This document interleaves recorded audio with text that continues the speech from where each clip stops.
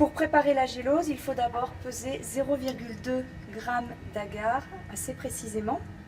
Donc sur la balance, on verse jusqu'à obtenir 0,2 g. On verse ensuite dans le bécher, puis on rajoute 14 ml d'eau distillée dans le bécher et on remue.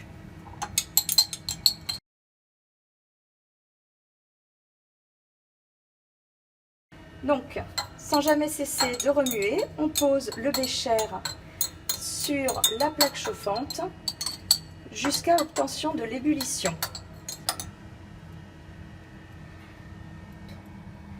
Donc, tout en remuant, toujours, on peut poser le bécher, pas sur une surface froide, hein, là sur le sopalin, et puis on verse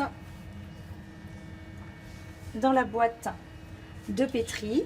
On remue pour ne pas laisser de gélose au fond, et on essaye de verser sans faire de bulles, jusqu'à environ la moitié de la boîte.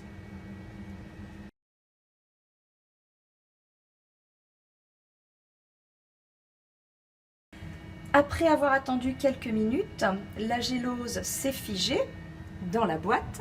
On la pose sur le gabarit afin de procéder au perçage des trous. Donc on utilise un emporte-pièce, on le met bien à la verticale au-dessus des trous, puis on enfonce jusqu'en bas, on le rend et on le sort.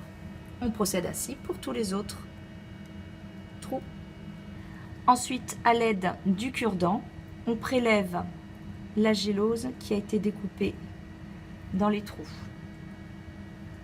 et on obtient un puits.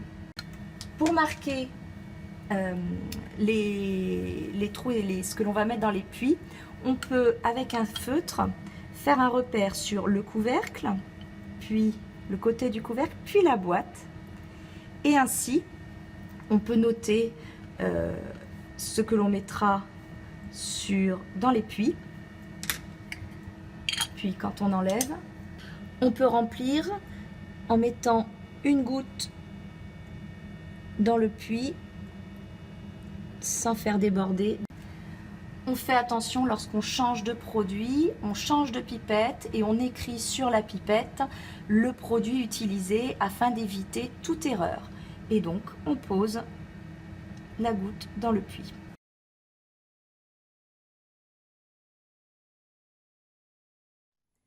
Après 15 à 20 minutes d'attente, on observe un arc blanchâtre entre deux puits. En fait, les produits déposés dans les puits ont diffusé tout autour, dans toutes les directions de l'espace. Lorsque les auréoles de diffusion se rencontrent, si jamais à l'intérieur se trouvait un anticorps qui rencontre sur un autre produit son antigène spécifique, une réaction donc peut avoir lieu. Il se forme un arc de précipitation, marqué donc par cet arc blanchâtre. Si l'anticorps ne reconnaît pas son antigène spécifique, il n'apparaît rien.